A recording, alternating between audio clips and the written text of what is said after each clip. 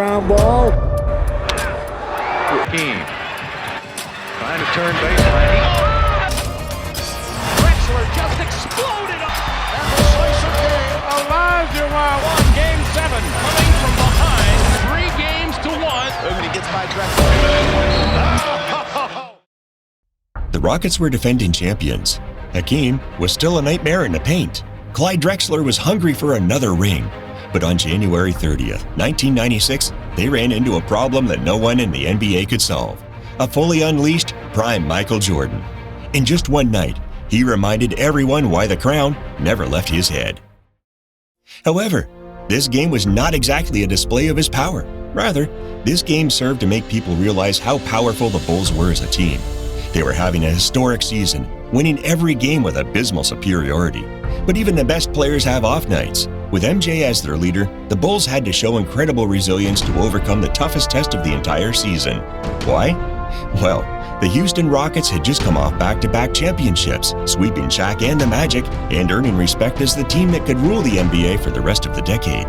They really had it all. MJ's retirement had allowed them to impose their game and become the best team in the league. And even if Michael had come out of retirement, the Rockets believed he could never beat them again. The league was theirs, and it was MJ's turn to prove them wrong. It wasn't that Michael had to prove what he was capable of. He had proven it throughout his career. The 3 championship rings from 91, 92, and 93 were proof of that. At that point, after reigning over the league for years, everyone considered him the GOAT. But even with this status, Michael still had a lot of fighting left in him. He wanted to set the bar so high that no one could ever surpass him again. However, the Bulls were not the vulnerable team Jordan played for at the beginning of his career. They had progressed a lot and had assembled an unbeatable supporting cast. So much so that they were able to do okay in the nearly 2 seasons Michael was retired. Yes, logically, without their leader, they weren't able to come close to winning the ring. But with him back, they were having the best regular season in NBA history. Seeing the Bulls lose a game was like seeing Halley's Comet pass by. In the 1995-1996 season, the Bulls weren't just the best offense in the league. Yes, their offensive rating of 115.2 points scored per 100 possessions was simply unreal, a stat worthy of a team 30 years later in the modern game. But their defense was also the best in the NBA. With only 101.8 points allowed per 100 possessions, they were a killing machine on both ends of the floor. Watching them play was a real pleasure. It seemed like they did everything right. But in an 82-game season, some games would be harder than others. The Houston Rockets were good. Very good. With 2 Hall of Famers on their roster, there wasn't a game they didn't have a chance to win. Hakeem Olajuwon had taken the crown as the best player in the NBA during Jordan's absence and had become a difference maker on both ends of the court. At his side was Clyde Drexler, a player who, throughout his career, many players compared to Michael Jordan. Now in Houston, he had learned how to win, and he didn't want to stop now. That season, Hakeem and Clyde averaged a combined 46.2 points, 18.1 rebounds, and 9.4 assists per night. These averages allowed Houston to remain one of the best teams in the league. Although they never had incredible regular seasons in terms of records, they were always able to step up their game during the playoffs, and absolutely no one wanted to cross paths with them. That's why on January 30th, 1996, the date Michael Jordan would return to Houston for the first time since his retirement, everyone was glued to their TVs, ready to watch the duel between 2 teams. One representing the past and one representing the present. The question was, which one would represent the future? That night, Michael Jordan wasn't just trying to answer that question. He was also trying to snap one of the most infamous losing streaks of his career. Because he hadn't won at the Summit in 8 long years. Yeah, every season since 1988, the Rockets beat the Bulls at home. That's why he started showing his power right from the start. By then, everyone knew that Mike had a divine touch from mid-range. But just in case, he reminded everyone after a great long 2 off the dribble. Now, what if he missed? There was Scottie Pippen, as always ready to turn garbage into gold. As time was passing, the rest of the Bulls players started to warm up. Check out this incredible outlet pass from Dennis Rodman to Ron Harper after a nice basket by Clyde Drexler. Meanwhile, MJ, as always, kept scoring.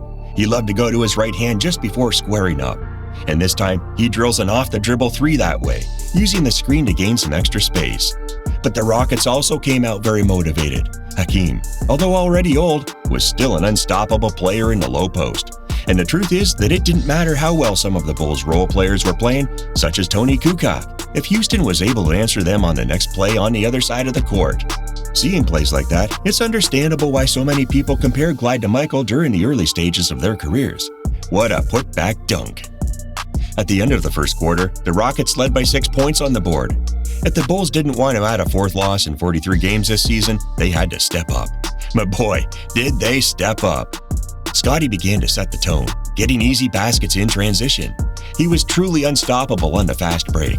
Moments later, he drilled a 3 from the right wing. This man could really take over when Mike needed it. And of course, Steve Kerr wanted to join the party too. Before coaching the greatest shooter in history, he was one of the greatest shooters in history. But even the best shooters miss. In that case, Jordan was there to clean the glass and score the layup. A player who, even when his shots weren't falling, was capable of making a difference. And even though Hakeem was damaging the Bulls' paint with his footwork, the Rockets were being beaten by the Bulls in the second quarter.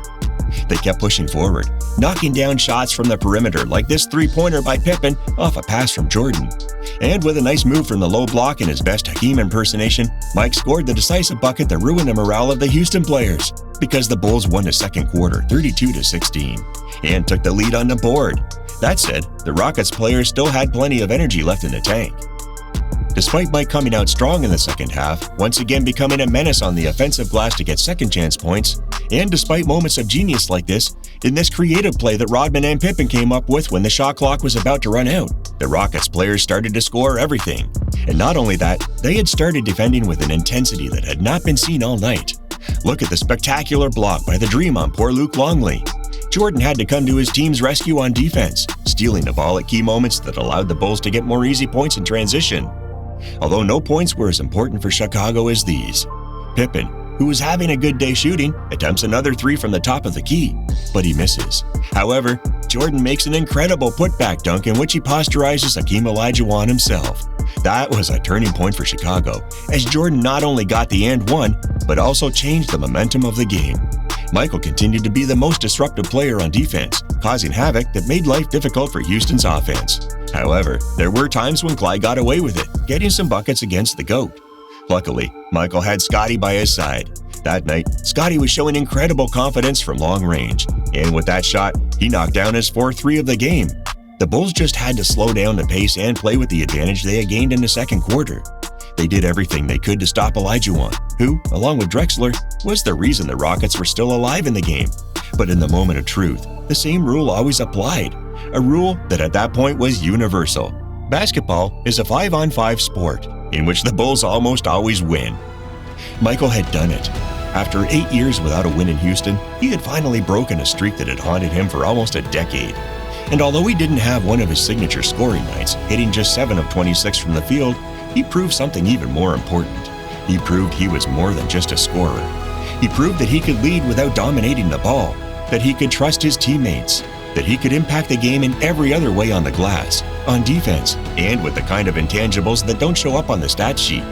It wasn't just a win, it was a lesson, a reminder, and the truth is that game also served as a message to the Rockets. Yes, they had won 2 titles. Yes, they were a dynasty in their own right. But with Jordan back, their reign was over, because the Bulls, they took full advantage of their moment. With number 23 back in full force, they were simply too good, too sharp, too dominant on both ends of the court. That year, they set the best regular season record in NBA history at 72-10. Then they steamrolled through Miami, New York, Orlando, and Seattle to claim their 4th title of the Jordan era. And they weren't done. The Bulls wouldn't lose another playoff series until Michael Jordan retired. There are games you win, and there are games that define you. This wasn't Jordan at his statistical best, but it was him at his most complete. His shot might have been off, but his presence was unmistakable. You could feel it in every play, every rebound, every moment that mattered. Because greatness isn't just about scoring, it's also about leading, elevating, and transforming a team into a dynasty. And on that January night in Houston, Prime Jordan didn't just beat the defending champions. He reminded Hakeem, Drexler, and the entire league of a simple truth. The game had changed, and Michael Jordan was the reason why. Now, were those Rockets the best team Michael faced in his career? Or was it the Showtime Lakers? Perhaps the Utah Jazz? Or Bird Celtics? Drop your pick in the comments. We'd love to hear your story.